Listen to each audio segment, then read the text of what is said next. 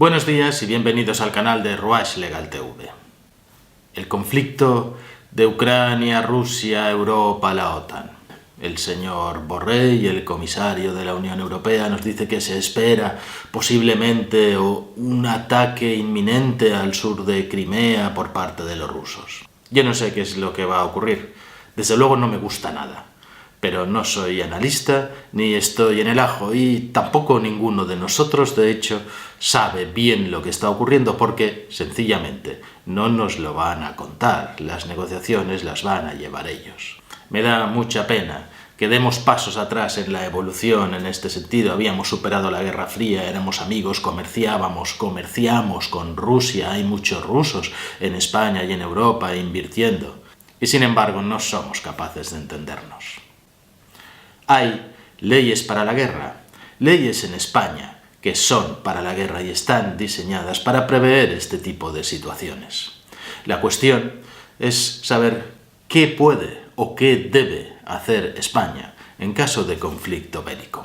Existe una ley, la Ley Orgánica 5/2005 de 17 de noviembre de Defensa Nacional.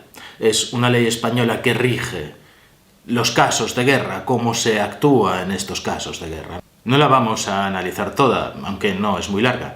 Vamos a centrarnos en quién tiene la capacidad de decidir qué es lo que puede y lo que debe hacer España en caso de conflicto y en caso de guerra. Porque además de esta ley, formamos parte del Tratado del Atlántico Norte, la OTAN, desde 1982. Y ese tratado genera obligaciones, deberes y también derechos para España.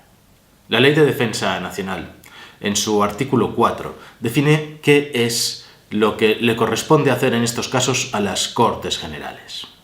Y dice, a las Cortes Generales les corresponde otorgar autorizaciones previas para prestar consentimiento del Estado a obligarse, cuidado, subrayo, a obligarse, por medio de los tratados y convenios internacionales, así como las restantes autorizaciones previstas en el artículo 94.1b de la Constitución Española. Este artículo lo único que dice es que las Cortes Generales necesitarán dar la autorización para suscribir tratados de carácter militar internacional. El de la OTAN ya está suscrito y ya está autorizado. Y he subrayado antes la palabra obligaciones que procedan de un tratado. También le corresponde aprobar las leyes de defensa y los créditos presupuestarios correspondientes. Cuidado, que esta es posiblemente una de las claves. Para ir a la guerra hace falta dinero, hacen falta presupuestos. Y los créditos presupuestarios, según esta norma y para esto, los debe de aprobar el Congreso, no los ordinarios. Entendemos que se está refiriendo posiblemente a los extraordinarios, porque los ordinarios ya estarán previstos en la Ley de Presupuestos Generales del Estado que se aprueba todos los años. Le corresponde debatir las líneas generales de la política militar y de reclutamiento y de cómo son los ejércitos. Le corresponde controlar la acción del gobierno, pero esto es esas sesiones de control en el que el gobierno va a la Cámara y explica lo que está haciendo y le hacen preguntas y el gobierno responde. Eso es una sesión de control. No dice ni cómo, ni cada cuánto. También le corresponde a las Cortes dar la autorización a que se refiere el artículo 63.3 de la Constitución. Este artículo dice que corresponde al rey de España declarar la guerra y declarar la paz. Si fuera necesario hacer una declaración de guerra, la haría el rey, pero con esta autorización del Congreso, de manera que la declaración del rey sería más bien una cuestión formal. Y luego dice en su apartado 2, que es específico, que en particular al Congreso de los Diputados corresponde autorizar, con carácter previo, la participación de las Fuerzas Armadas en misiones fuera del territorio nacional, de acuerdo con lo establecido en esta ley. Es decir, si hay una misión, no necesariamente una guerra, una misión que vayan a cumplir las Fuerzas Armadas, normalmente son misiones de guerra, está claro, pero no estamos hablando de una declaración de guerra, sino de una misión concreta, que podría ser mucho menos que una guerra, podría ser capturar a unos terroristas en determinado lugar fuera del país. Esa debería de ser autorizada con carácter previo por el Congreso de los Diputados. Así que lo que podemos deducir de esta ley es que ya España está obligada por su tratado de la OTAN a cumplir con las obligaciones que tenga en el tratado, sin, en principio, necesidad de ninguna autorización previa, porque la autorización previa queda reducida a estos casos de misiones que se hacen por las Fuerzas Armadas fuera del territorio nacional. Y son dos cosas distintas, cuando hay un tratado internacional que obligue y cuando no lo hay. ¿Y qué puede hacer el gobierno? Dice el artículo 5 que corresponde al gobierno determinar la política de defensa, asegurar su ejecución, así como dirigir la administración militar y acordar la participación de las Fuerzas Armadas en misiones fuera del territorio nacional. Dice acordar. Claro, esta es la palabra de acordar. Antes decía que el Congreso de los Diputados autoriza. El gobierno acuerda. El gobierno pide autorización para acordar una actuación fuera del territorio nacional al Congreso de los Diputados y entonces ese acuerdo lo toma el gobierno. ¿Y qué puede hacer el presidente del gobierno? El presidente del gobierno en sí mismo. Lo dice el artículo 6, que es un poco largo y tiene varios ítems, pero nos vamos a quedar con el primero. Corresponde al presidente del gobierno la dirección política de la defensa y la determinación de sus objetivos, la gestión de las situaciones de crisis que afecten a la defensa y a la dirección estratégica de las operaciones militares en caso de uso de la fuerza. Si hay una operación militar, es obvio que se va a utilizar la fuerza y esa dirección la asume el presidente del gobierno, no el gobierno, el presidente solo.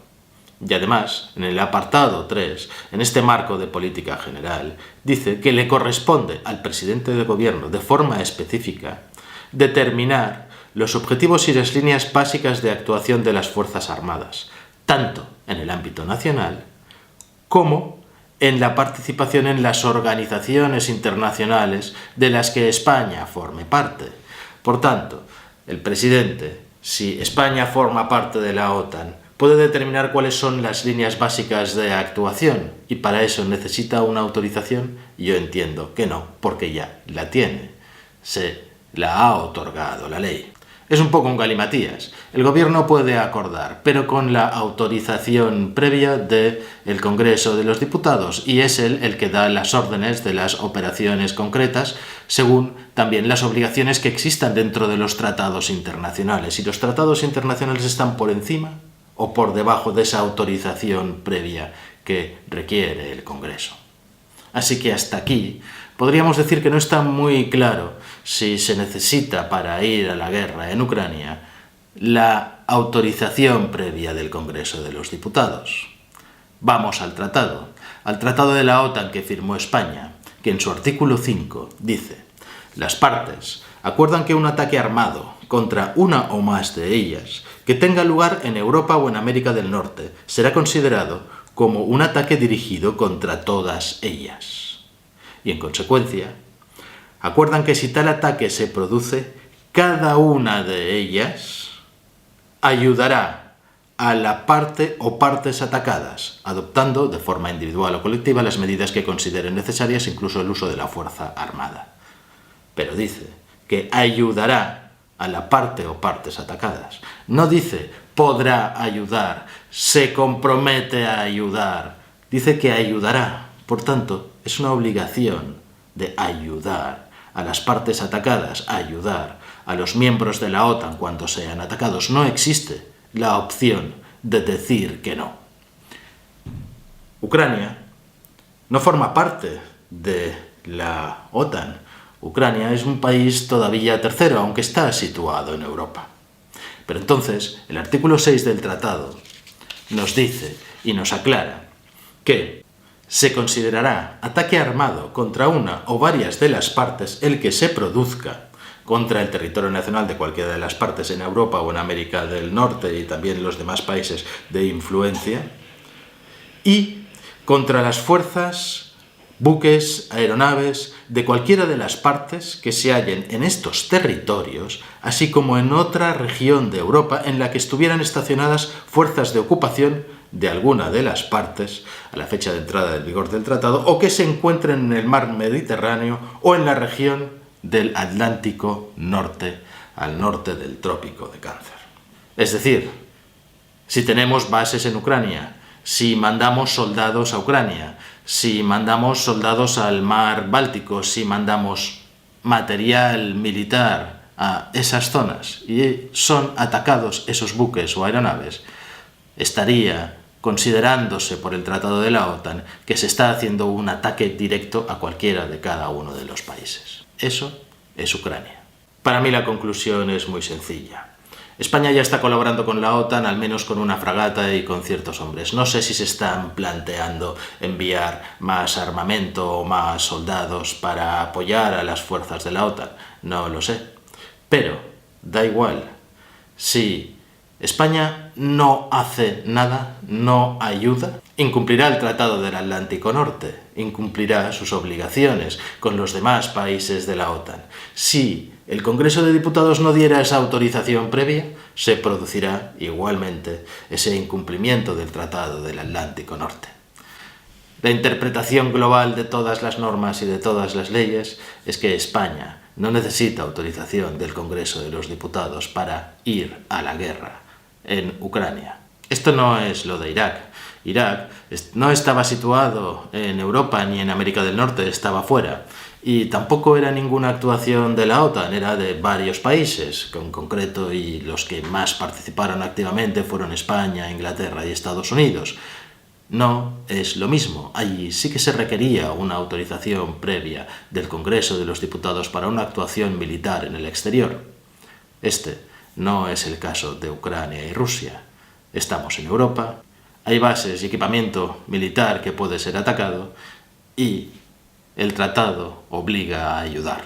Lo que no dice el tratado es en qué forma hay que ayudar. Si hay que mandar soldados, si solo hay que ayudar financieramente, si solo hay que mandar misiones humanitarias, no se sabe. Pero da igual. Nos pueden contar lo que sea. Nos pueden contar que han mandado solamente soldados de apoyo humanitario para ayudar a la población y proteger a la población, que no van a emprender ningún tipo de acción bélica. Allá vosotros, si os lo queréis creer. Si te ha gustado el vídeo, dale al like, dale a la campanilla para recibir notificaciones de los nuevos vídeos, suscríbete al canal y pon tus comentarios. Seguro que tienes algo que decir.